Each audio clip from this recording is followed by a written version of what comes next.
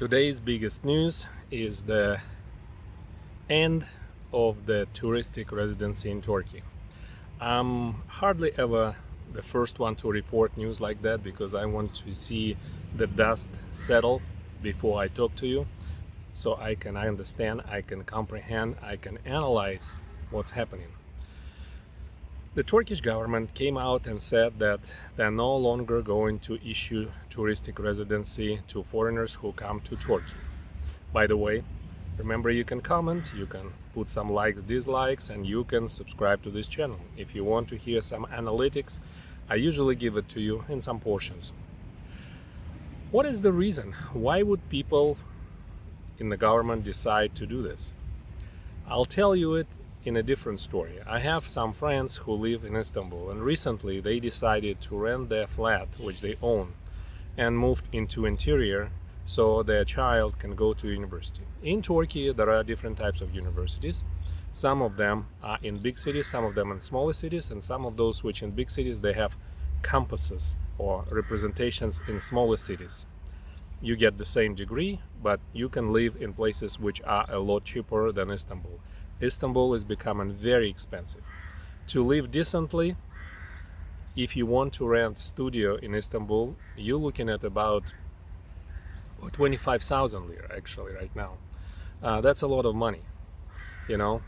If you're talking about 30,000 lira, that's roughly $800. So 25,000 lira for a flat like that, that's probably around 600, maybe $650. Now, if the student enters the university on budget means that they can study at the university at the government cost. However, they still have to live somewhere there, and they have to feed themselves, and they have to buy their supplies and daily necessities, etc. It all becomes quite expensive. What people really look at now as adults, as parents, that their children go to a respectable university, but somewhere where they can afford it. And large cities now become quite unaffordable. And that is probably part of the bigger problem in Turkey right now, that the measures which government took previously did not really have effect on prices of the rent, on inflation, etc. They did have some effect, but they didn't have effect which government expected. So what did they decide to do? They decided that people who live as tourists for a long period of time and they rent flats, they have to go. That will probably open some of the rental for locals and probably increase competition. Also, in recent past, the touristic residency was issued to those people who bought a flat or property for less than $200,000. That group of people, I don't know if that group of people also will be denied this touristic residency, which I would think they shouldn't. The reason I'm saying they shouldn't, not because I'm in particular favor of that, but because it's a very small group of people. The impact of this kind of a prohibition will be minimal, will likely not to be noticeable. In fact, if I were Turkish government, that's exactly what I would do. I would say, okay, from now on, touristic residency can be issued only to those people who buy property for less than $200,000. They can still live there. They cannot apply for Turkish citizenship after 5 years, as it is right now in the law for those who own flat from grandfather law, or from those who purchased recently for $200,000 or more.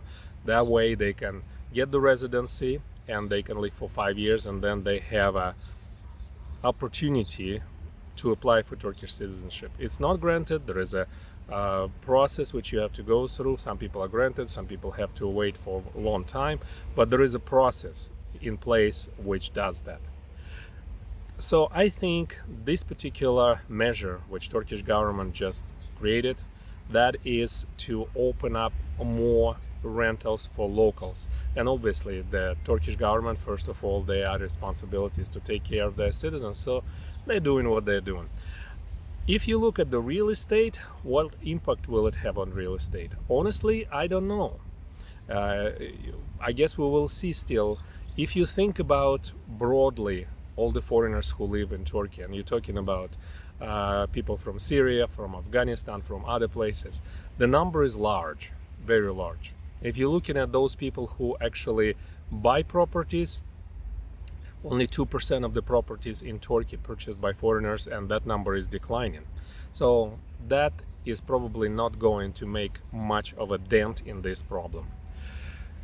Outside of that, the biggest news right now everywhere in the world is the arrest of the founder of Telegram Messenger and the social network in France. And as I said before, that was something waiting to happen, because independent social networks, independent messengers, which don't help the government, they are like fishbone in the throat of the governments all over the world. They want to control it. Besides that, since I'm actually talking in English, I just want to tell you guys who live in the West still and still thinking about going or visiting somewhere, the more I live outside of the West, the more I see that the Western people live in a bubble, in an information bubble. People who live in the East or countries which supposedly not as free, they have access to the foreign information. They can go and read it. And they have interest in that because they don't trust their government, so they actually go to foreign news sources and they read it and they compare it to the news sources in their country, and they come to certain conclusions. They see what the facts are and what the opinions are, and they can separate them. But people who go to the West, and I never really thought of it before, in my youth I always thought that the West was the fire of freedom and they can tell us how to go and what to do. But the more I live in the East now, the more I think that's not the case. People have different problems, countries have different issues to tackle, and good for all doesn't apply. Every country has its own aspirations, as their own cultural bubble too. And some people who live in that cultural bubble, they want to free themselves from that, and the other ones are holding to that. I actually went last week to Russia. That is the reason there was no video last week. I just wanted to see with my own eyes what's going on in Russia. I went to St. Petersburg, by the way. Beautiful city, full of tourists. And I'm talking about, I don't think I ever seen cities with so many tourists. Most of the tourists are either local or Chinese, Vietnamese, Middle East. Tons of those. Probably some people from Iran, since Russia is now building more ties with Iran. But the biggest interesting thing happened while I was there, and I wanted to share it with you, is that Russia has passed a law. The law states that foreigners of certain countries, and you have to look at the list of those countries. I did not look. To me it was just interesting as a fact. If the foreigner shares traditional values, they can come to Russia and they can be granted residency. The language requirement is not applying to those foreigners. I don't know how far it will go, or if it will be widened, or how it will be actually implemented. I don't know. But the fact that Russia wants to be this fire torch to the traditional values, and it wants to attract people from the West in particular who share traditional values, who want to raise their children in traditional values. Those people who are liberal probably will not like this, that what I'm sharing, but you know, there are some people who put in the comments like, why would I go to Belarus, or why would I go elsewhere? Well, if you live in your own country, there is nothing really I can share with you. You enjoy in your country and everything is good for you there, then it's great. But if you're looking for something else, if perhaps something is not satisfying the way you live, that is the reason you watch this channel, because I'm talking about Turkey, I'm talking about living in Turkey, right? So that was one interesting thing. Let's talk about some other things. What about Telegram? What is the future of this? People asking me what I think about it. Well, first of all, I think that just like with the dollar, The dollar is losing its respect. The dollar is losing its appeal from many countries. For instance, Malaysia and India right now decided they're going to trade in local currency. First of all, it's cheaper. Second of all, they can fully control it. Third of all, they don't have to rely on other countries. They don't have to keep the reserves in the currency of other countries. They can stay free.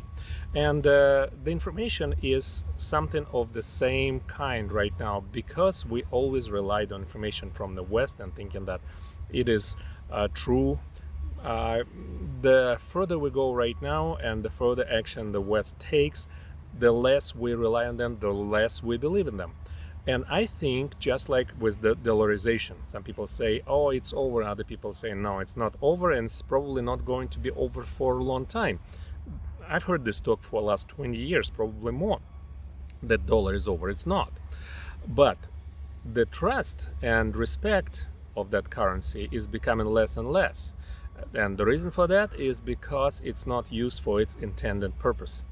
With the founder of Telegram, he is charged with things which he never did. It's like charging the manufacturer of the kitchen knife with the murder because somebody took that knife and murdered somebody. Well, you can stretch that much, but anybody who has a little bit of a common sense would say that it's a bogus charge. It's really not what it was intended for. So the intention of that messenger, intention of that network was not to damage or hurt anybody. It was just to give people platform to talk freely and to talk clandestinely, where they don't want to be exposed to other people. They want to have their own little group closed. Again, I am not a big proponent of the founder because he has his own values and I don't share many of those values. I actually checked on that. But I am thinking that the West is going to hurt itself even more with this action because people will trust less.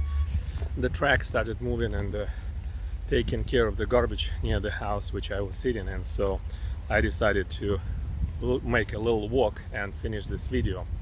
First of all, compared to Facebook, where Facebook is totally working in cahoots in relationship with the police, Telegram was always staying independent. And that is one of the biggest reasons why it was attacked recently. In Turkey, on the other hand, Instagram is working, it's back in business. I guess Turkish government and the owners of Instagram decided that they can resolve their differences. And again, Instagram is part of Meta, part of Facebook, part of that organization. So things are like that right now. Most likely in the future we're going to have different information bubbles in different countries, and just like Russia and China, in particular China, which is a champion of its own information where people don't really have much access to foreign news sources. I think we're going to see that more and more. Welcome to my channel. Go ahead and subscribe, leave some comments, leave some likes. Peace.